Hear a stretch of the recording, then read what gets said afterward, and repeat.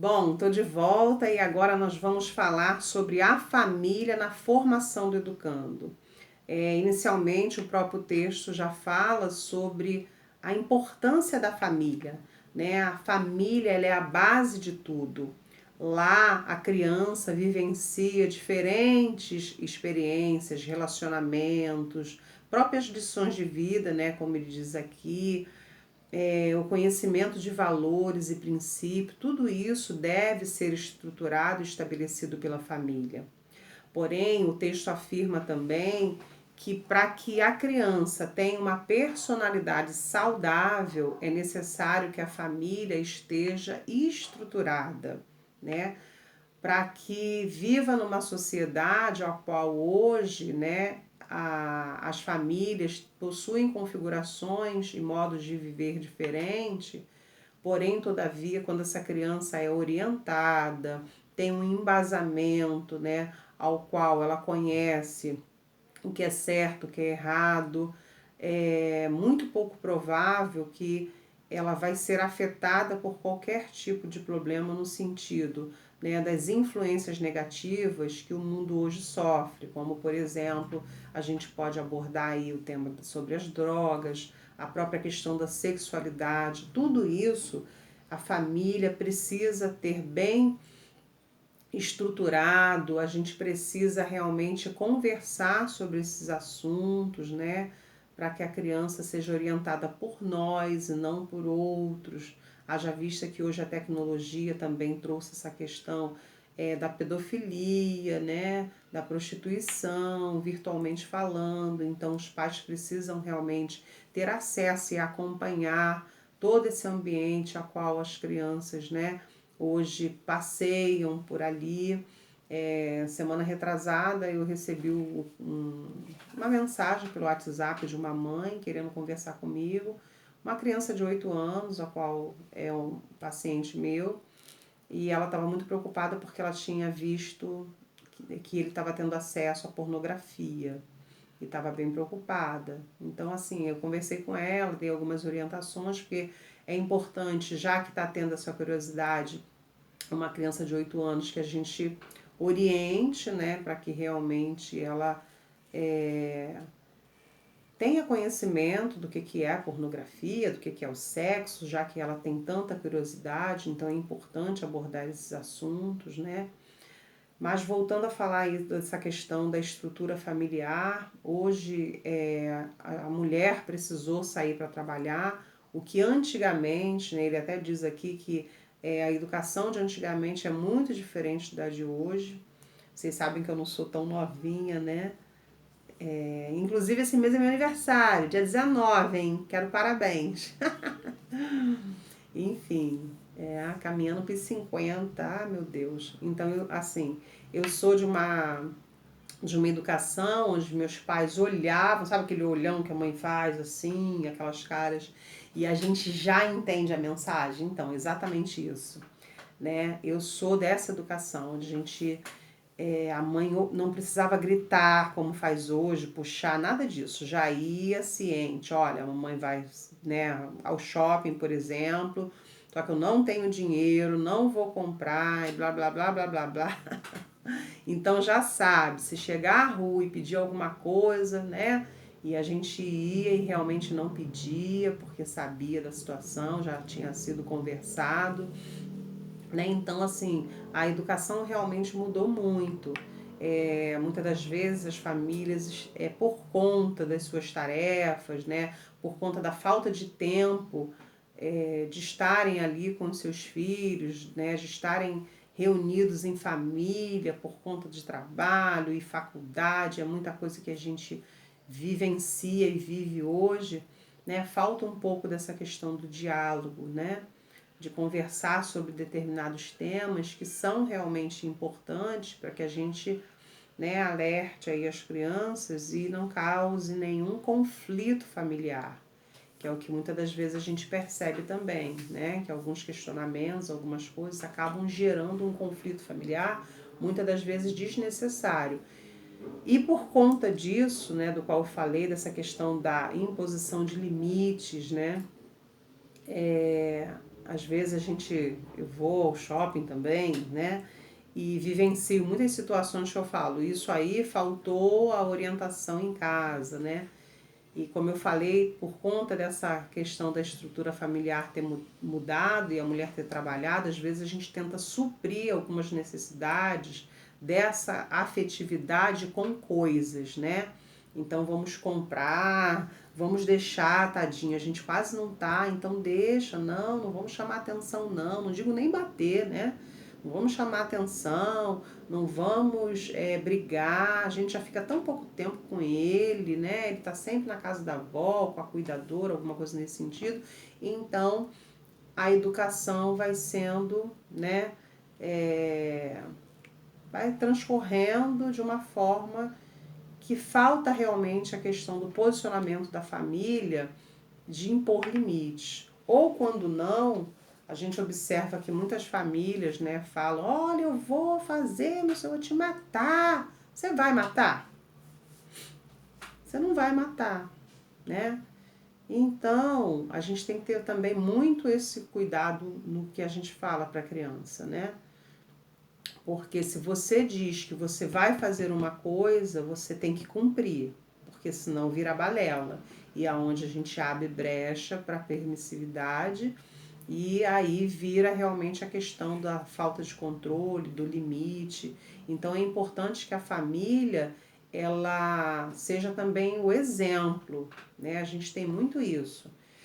Eu fui de uma criação ao qual vou até citar aqui mesmo, minha mãe, né, sempre fumou e falava pra gente, né, eu e meu irmão,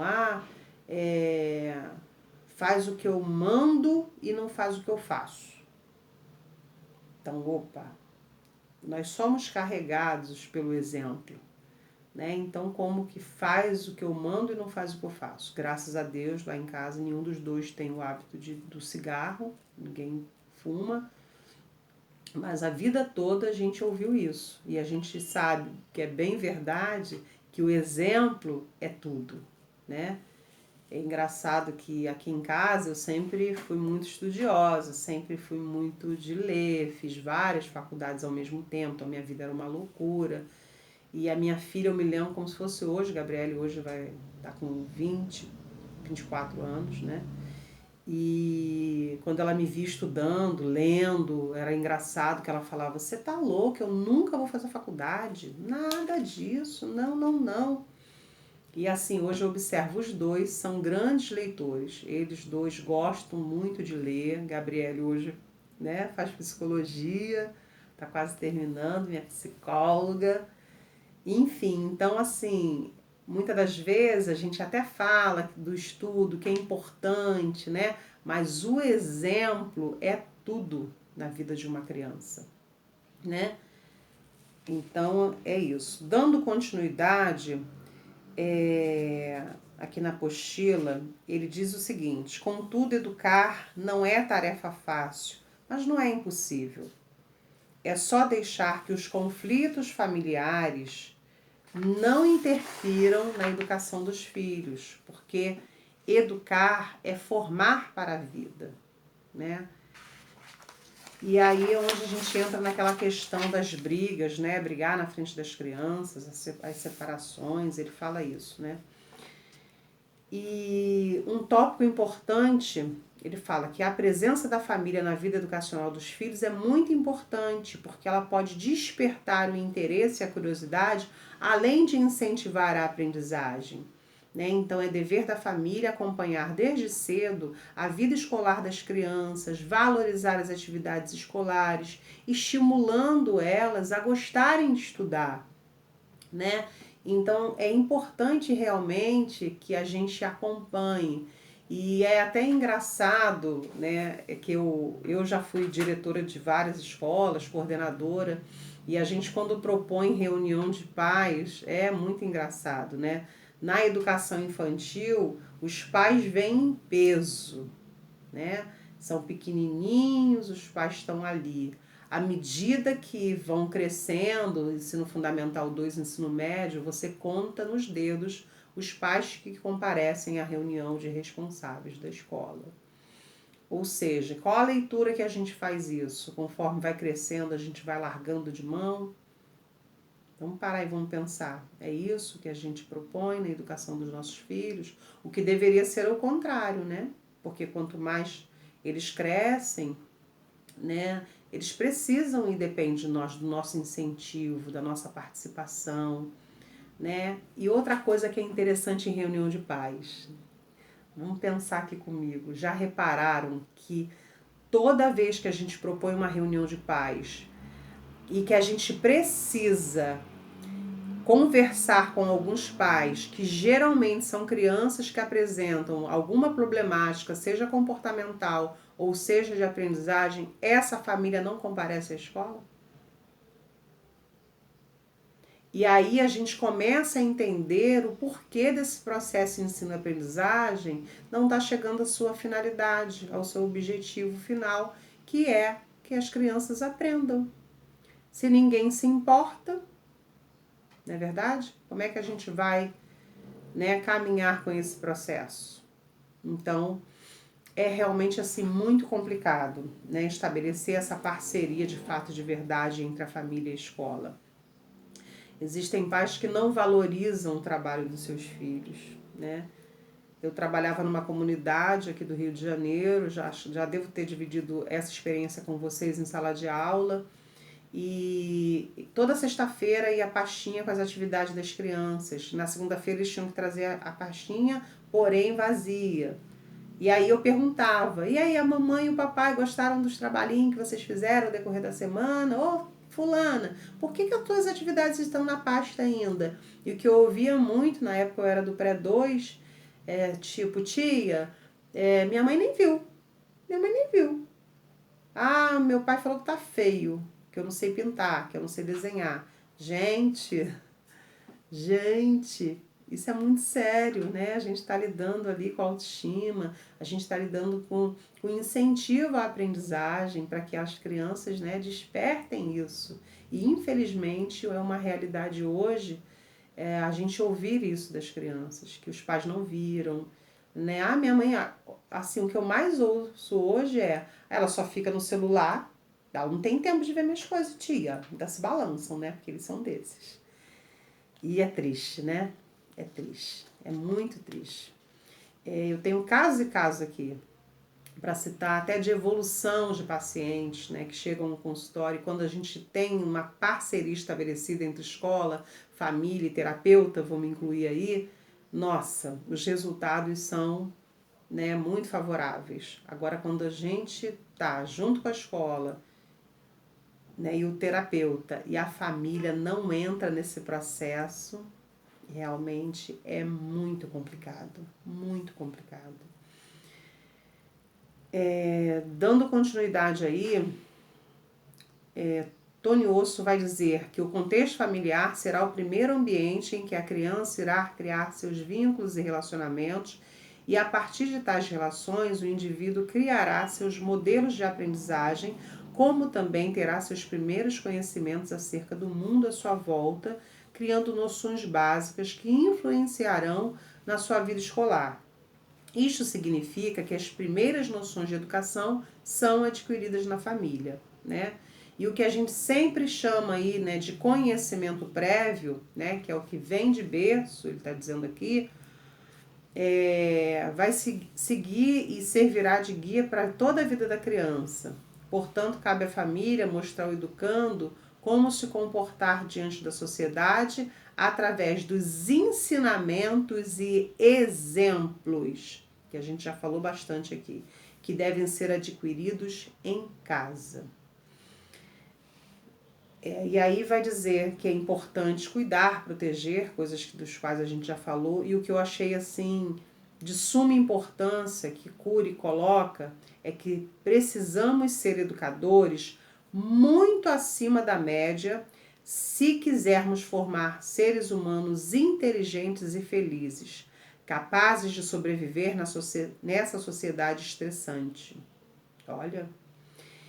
E aí ele vai finalizando, né, dizendo que existem alguns critérios que deveriam ser considerados como prioridades para as famílias. no intuito de acompanhar a educação dos seus filhos.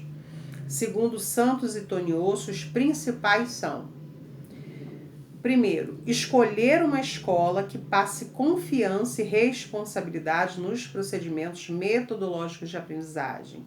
Então, quando a gente, coloca um filho na escola, é importante a gente conhecer essa escola, sua metodologia, os seus procedimentos com relação à avaliação e dentre outros fatores que devem estar propostos ali no projeto político-pedagógico da escola, no regulamento interno da escola. Então, assim, eu sempre que fazia a matrícula dos meus filhos, eu ia à escola, visitava toda a estrutura, o espaço, que também é importante, pois eles vão passar ali grande parte do seu tempo, porém, todavia, é importante saber qual a metodologia utilizada, principalmente quando se trata de crianças com necessidades educacionais especiais, O segundo tópico, ele fala sobre conversar com os filhos sobre o conteúdo aplicado na escola. Isso é muito legal, Geralmente a gente faz isso. E aí, como é que foi a aula hoje? Eles nunca sabem dizer, Eles nunca sabem dizer. Ou então, foi legal, mas foi legal como? O que a tia falou? O que deu? O que teve? Deixa eu ver seu caderno, Tô sentindo falta disso, viu? Elogiar sempre o filho quando necessário, gente. Assim, eu não vou citar aqui o caso especificamente falando, mas eu acompanho muitas famílias e muitas crianças que choram comigo no consultório dizendo que, o pai falou que, tipo, a criança tirou 6, que é a média da escola, ou tirou 9.